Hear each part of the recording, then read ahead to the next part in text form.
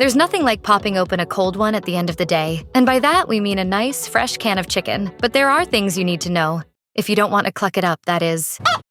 Canned goods may seem like they last forever, but those thin metal containers aren't exactly cryo freezers. If you ever open up a can of chicken and get a whiff of something nasty, think twice before dumping it into your enchilada filling. Bad smells, weird colors, or sticky residue are all indicators that the meat has already spoiled. Chicken should smell and taste mild and barely noticeable. So, a sour, rotten odor is a dead giveaway that your chicken has crossed the road. Similarly, chicken fat should be white, and the flesh should have a light pink hue. If you see any green, gray, or yellow, proceed with caution.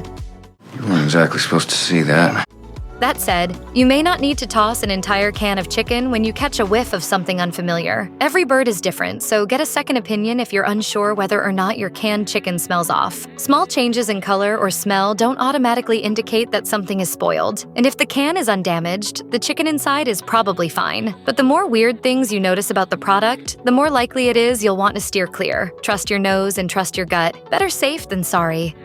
In most cases, expiration dates are a pretty good indicator of when you should toss food out, but canned goods work a bit differently. As long as the can stays sealed and undamaged, your canned chicken should be shelf-stable for quite a while. So there's no reason to throw out a perfectly good can just because the best-by date passed a few days earlier. While they're being made, shelf-stable canned goods are heated to 250 degrees Fahrenheit. This heat kills off anything in the food that would eventually cause it to spoil. And cans are vacuum sealed so tightly that even air can't get through and contaminate anything. As long as it stays sealed, your chicken is safe. It's also worth noting that best-by dates on cans don't indicate the exact day the food spoils. They tell you how long the food will be at its best. So, while canned chicken is still safe to eat long past its best-by date, its texture and taste may change over time. Some people like day-old bagels more than fresh. So who knows? Maybe decade-old canned meat will taste even better.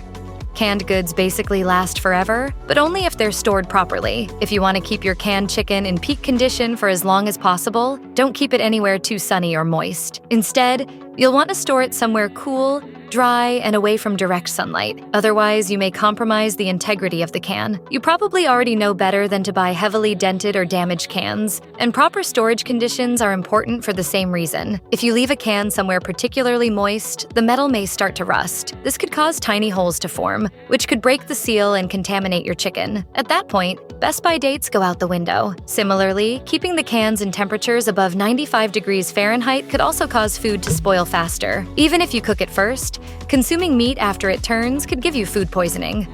It may seem obvious to drain your canned chicken once you give the can opener that final, satisfying twist, but there's another step you'll want to take before you get too deep into prep. Canned chicken is generally packaged in water containing salt and a few other ingredients. Even if you drain most of that liquid first, your chicken will still carry that stale, processed taste. For fresher tasting canned chicken, you should always rinse the meat before adding it to your dish. All you need to do is pour the chicken from the can into a sieve, and then place it under cold, running water. Make sure to shake the sieve around a bit so that the water hits every piece of meat. Then, drain as much excess liquid as you can so it doesn't thin out the other ingredients in your recipe. You may even want to lightly pat the chicken dry with a paper towel. Once you get in the habit of doing this, you'll crack open a whole new world of canned chicken flavor.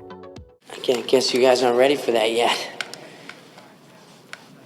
But your kids are gonna love it. When you think of canned chicken, you probably think of recipes like chicken salad. Don't get us wrong. Chicken salad can be absolutely stellar, but the world of canned chicken is so much wider than that. It may come cold out of the can, but whether or not it stays that way is entirely up to you. In fact, you can swap canned chicken in for pretty much any recipe that calls for regular chicken. Next time you're craving chicken pot pie, grab a can to save yourself some hassle. You could even use canned veggies as well if you're feeling particularly adventurous. Casseroles, dips, soups, the world is your oyster. Once the meat is heated through, you won't even know the difference. And if you find the texture of canned chicken off-putting, you can even shake that up by cooking it up in a pan. While it might not get the same char as a grilled chicken breast, it will definitely get crispy and send your meal to the next level. As a bonus, most canned chicken comes with a pre-cooked label, which means you don't even have to worry about heating it to the safe 165 degrees Fahrenheit you would with raw chicken.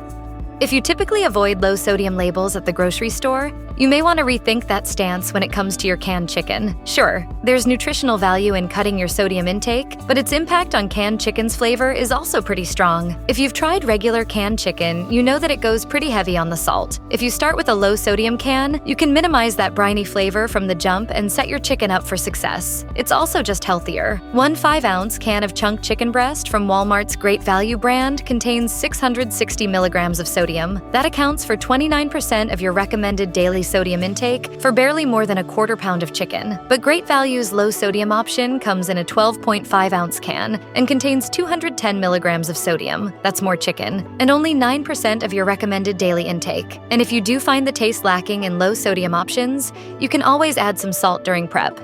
You might think that canned chicken isn't the most nutritious source of protein based on how heavily it gets processed. Think again.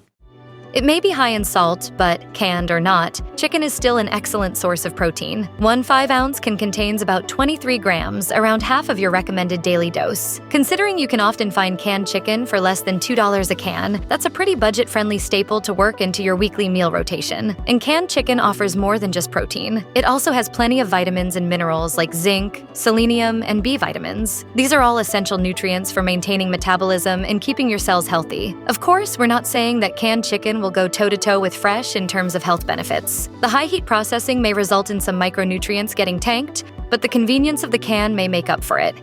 It's natural to gravitate toward name brands in the grocery store, but it could cost you more than you realize. Just because a product is more expensive than a store brand alternative doesn't mean its quality will reflect that. Want proof? We ranked 12 different canned chicken brands, and Walmart's Great Value brand came in 4th. That's quite a few spots above some heavy hitters. Even poultry powerhouse Tyson's canned chicken came in 8th. Similarly, Costco shoppers on Reddit can't get enough of Kirkland's canned chicken, so those generic labels shouldn't scare you off. If you're skeptical of more affordable store brands, we get it. After all, those savings have to come from somewhere, but it's not always the quality of the food. Big labels can charge more for their products because customers value brand recognition. On the flip side, store brand labels don't have to worry about big brand marketing costs because people are going to shop at their grocery store anyway, so they can pass those savings on to their customers by keeping prices down.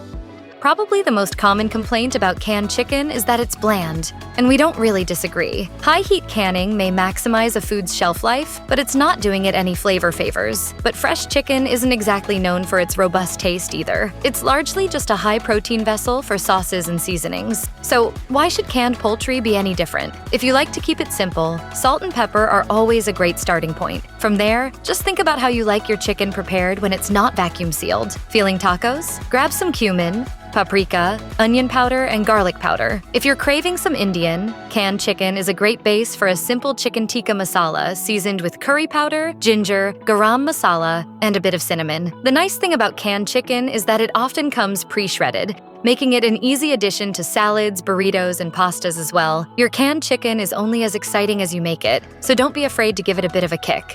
Canned chicken clearly works as a substitute for other types of poultry, but its uses don't stop there. Sure, we all love a classic chicken Alfredo or buffalo chicken dip, but what about a pizza crust? In 2022, TikToker Low Carb State of Mind shared a creative hack for a high-protein, low-carb pizza crust. I always forget that you can take a can of chicken and turn it into a really yummy, high-protein pizza crust. You can create the crust by mixing together canned chicken, an egg, and half a cup of Parmesan cheese. Lay that mixture out in a flat circle like dough, and then bake it for about 20 minutes. From there, just throw your favorite toppings on it, pop it back in the oven, and you've got yourself a pizza.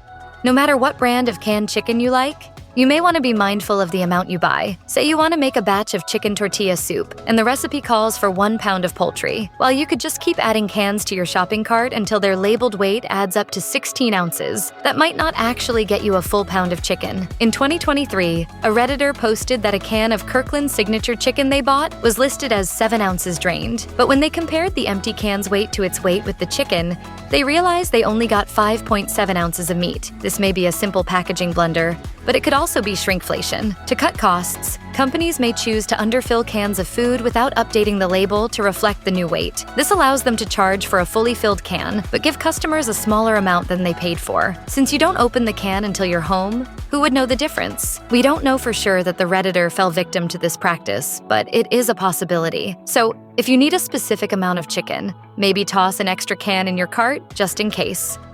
Not all canned chicken is created equal. Even if you don't read nutrition labels up and down to keep track of every ingredient you consume, there are certain things to look out for with canned chicken specifically. Some brands may add preservatives like sodium phosphate into the mix. This isn't necessarily bad. The FDA considers it safe to eat, and it keeps the meat from spoiling. It even occurs naturally in some foods. The problem is that in excess, it can cause cardiovascular or kidney issues. Depending on the brand, some cans of chicken may also contain trace amounts of BPA. While BPA is mainly intended to prevent metal corrosion, if it seeps into the food, it may affect cardiovascular health or lead to conditions like diabetes. To keep your chicken consumption low risk, we suggest seeking out cans with labels that read non-BPA or BPA-free.